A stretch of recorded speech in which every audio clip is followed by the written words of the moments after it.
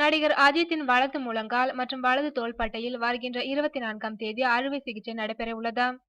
ஆரம்பம் படப்பிடிப்பின் போது அஜித்தின் வலது முழங்கால் மற்றும் வலது தோள்பட்டையில் கார் துரத்தும் காட்சியின் போது கடுமையாக அடிபட்டது.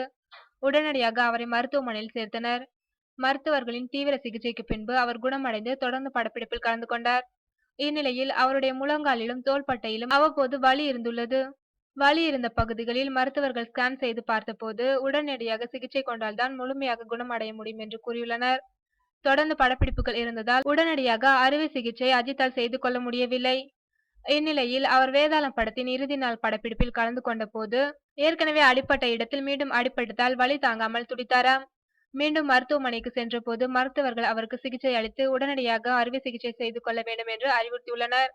மருத்துவர்களின் ஆலோசனையின் பேரில் அஜித்திற்கு வருகின்ற 24ஆம் தேதி சென்னையில் உள்ள தனியார் மருத்துவமனையில் அறுவை சிகிச்சை நடைபெற உள்ளது. இந்த அறுவை சிகிச்சையின் காரணத்தால் வேதாளம் படத்திற்கு பின்னர் வேறு புதிய படங்கள் எதையும் அஜித் ஒப்புக்கொள்ளவில்லை என்பது குறிப்பிடத்தக்கது.